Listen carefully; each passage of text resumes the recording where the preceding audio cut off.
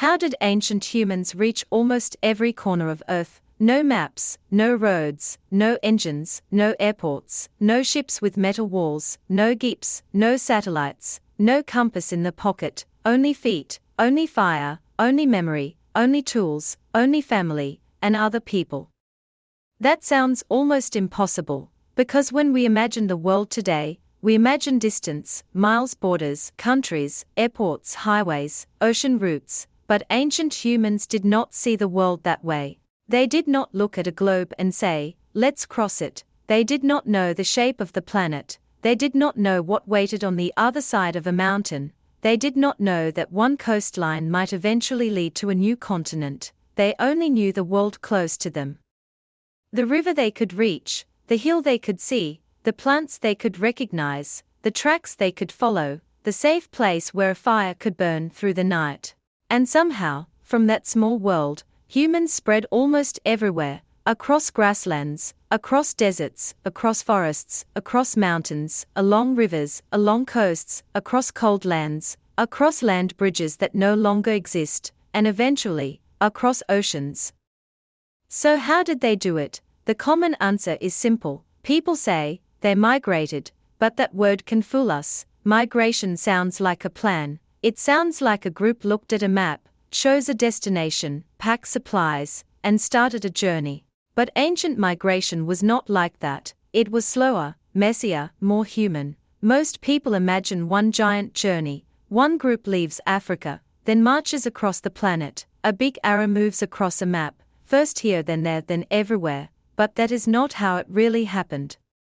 Ancient people did not know they were crossing the world. They knew the next valley, the next river, the next herd, the next patch of fruit, the next cave, the next safe place to sleep, the next place where children might survive. That was the real question. Not, how do we reach another continent, but, where can we live tomorrow? That changes everything, because human movement was not one decision, it was millions of small decisions, made by many families, repeated across many generations. A family moved because water became harder to find, another moved because animals shifted with the seasons, another moved because the weather changed, another moved because the group grew too large for one area, another moved because a nearby valley looked safer, another moved because the coast offered food, another moved because elders remembered a better place from long ago. No one had to imagine the whole planet. Each group only had to move a little farther than the last known place, step by step, camp by camp, river by river, coast by coast, generation by generation. That is how the world slowly opened. Modern travel is fast. Ancient travel was slow. Today, we cross oceans in hours, they crossed landscapes in lifetimes. Today, we follow dips, they followed signs in nature. Today, we ask, where is the destination? They asked, where can we survive next? Today, a road tells us where to go. For ancient humans, the world itself was the road. A river was a road, a coastline was a road, a valley was a road, an animal trail was a road, a green corridor after rain was a road, even a frozen land bridge could become a road. Not a road made by humans, a road made by nature. The first guide was food. Food moved, so people moved. Animals followed grass, fish followed water, fruit followed seasons, plants changed with rain, nuts appeared at certain times, shellfish gathered along shores. When food was close, people stayed. When food disappeared, people had to think, stay and suffer, or move and risk the unknown. Ancient people did not move because moving was easy, they moved because staying could become harder. A familiar place could become dry, a river could shrink, a herd could leave, a forest could change, a cold season could stretch longer than expected. The world pushed, and humans answered with movement. The second guide was water. Water was life. A river did more than give people something to drink. It showed direction, it cut a path through land, it attracted animals, it grew plants, it connected places. If you followed a river, you were not walking blindly, you had a line to follow. A blue road, a natural guide. Rivers could lead people through grasslands, forests, valleys, and into new regions. A group did not need a paper map. The river was the map. The third guide was the coast. The sea was dangerous, waves were powerful, storms could be terrifying. But the shore offered something important: food, shellfish, fish, seaweed, freshwater streams flowing into the ocean, birds, tide pools, and direction. If the ocean stayed on one side, you could keep moving without getting completely lost. The coast was like a long edge, a boundary, a guide. Walk with the water beside you, and the land slowly changes: new beaches, new cliffs, new bays, new rivers, new places to rest. For ancient people, a coastline could be a path across huge distances, not fast, not easy, but possible. The fourth guide was climate. The planet did not always look the way it looks now. Wet periods opened green paths across places that are dry today, cold periods locked water in ice, sea levels dropped, land appeared where water now covers the ground. Sometimes, a barrier became a bridge. A place that looks impossible today may have been passable long ago. A sea could become shallower, a coastline could stretch farther out, a land bridge could connect two regions, a desert could become greener, a valley could become livable. Ancient humans did not control climate, but they responded to it. When the world opened a path, some people followed it, not because they understood global climate, but because they saw grass, water, animals, shelter, a way forward. The fifth guide was memory. Before paper maps, there were memory maps. A person remembered where water was found, someone remembered which valley had fruit, someone remembered where the ground became dangerous, someone remembered where animals returned in a certain season, someone remembered which path led to shelter, someone remembered the mountain shape on the horizon, someone remembered the river bend, someone remembered the stars. Memory turned space into meaning. Without memory, every place is unknown. With memory, a landscape becomes readable. This hill means water is near. These tracks mean animals passed recently. This wind means weather is changing. This tree means we are close to the old camp. This stone shape means the river is beyond it. Ancient people carried maps in their minds, but one mind was not enough. A single person can forget. A single person can die. A single person can only know so much. So memory had to move from one person to another. That is where language mattered. The sixth guide was language. Words could carry a path. An elder could say, "Go toward the sunrise." Someone could say, "Follow the river bend." Someone could say, "Stay near the coast." Someone could say, "Do not cross the ice alone." Someone could say, "When the birds return, the animals will return too." Language turned memory into instructions. It turned experience into warning. It turned fear into advice. It turned survival into teaching. A person did not have to make every mistake alone. A child could learn before danger arrived. A young person could hear about a place they had not seen. A group could plan around a place that was not in front of them. That is strange and powerful. Because once humans could talk about places beyond sight, the known world became larger, not physically larger, mentally larger. A valley someone remembered could become part of the group's world. A river someone described could become part of the group's choices.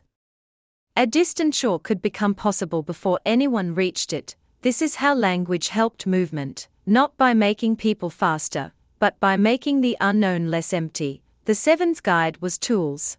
Tools did not just help people survive, tools helped people enter new places. A stone blade could cut, a scraper could prepare skins, a basket could carry food, a container could carry water, a needle could help make clothing, a simple shelter could block wind. A fire-making skill could change a cold night. A tool made one landscape more livable, then another, then another. Fire was one of the greatest tools. Fire gave warmth, light, protection, a place to gather, a way to cook, a center for stories. A campfire was more than heat, it was a social machine. People sat around it, they watched, they listened, they remembered, they taught, they planned. The fire helped the body, but the group around the fire helped the mind. Clothing mattered too. Without clothing, cold lands are brutal. With better clothing, humans could go farther. With shelters, they could stay longer. With containers, they could carry more. With tools, they could solve problems that the human body could not solve alone. The human body was still fragile, but tools stretched what the body could do. The eighth guide was cooperation. A person alone can walk, but a group can migrate. one person remembers water. Another knows plants, another makes tools, another watches children, another reads tracks, another keeps fire alive, another notices weather, another remembers stories from elders. Together, they become more than separate bodies. They become a moving system. A group can protect knowledge, a group can share food, a group can teach children, a group can recover from mistakes, a group can carry memory across time. This is why ancient movement was not just about feet, it was about social life. Feet moved the body, but cooperation moved the species. Here is the big turn. Ancient humans did not travel across the world, they expanded their known world. That is different. A child was born into one landscape. That child learned the river, the hill, the fruit trees, the animal parts, the safe camp, the dangerous place. Then the child grew up. Maybe the group moved slightly farther, maybe they settled near a new river, maybe they followed animals into a new valley. Maybe they reached a new coast, then the next child was born there. For that child, the new place was not unknown, it was home. Then that child grew up near the edge of that world, and moved a little farther, then the next child began there. This is how tiny steps become continents, not one traveler, many families, not one lifetime, many generations, not one road, many natural corridors, not one plan, many local choices. If you look at a world map, the spread of humans looks enormous, but if you zoom in, it becomes simple. A family follows water, a group follows food, a child learns a path, an elder teaches a warning, a season changes, a camp moves, a coastline continues, a valley opens, a new place becomes familiar. Then the edge moves again. The planet was not crossed in a straight line, it was crossed like water spreading through cracks, slowly, curving, splitting, stopping, starting again, going around barriers, following openings, filling spaces where life was possible.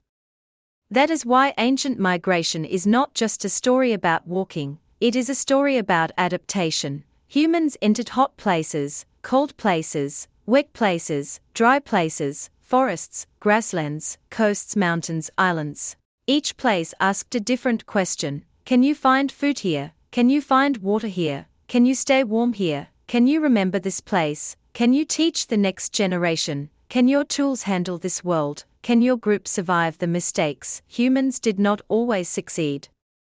Some paths ended, some groups vanished, some places were too harsh, some routes closed, some knowledge was lost, but enough groups survived, enough paths stayed open, enough children learned, enough stories continued. And slowly, humanity spread. This pattern did not disappear. Cities grew where paths met, markets grew where people stopped, roads often followed older trails, ports grew along old coastlines, villages appeared near rivers, trade followed the same logic as migration.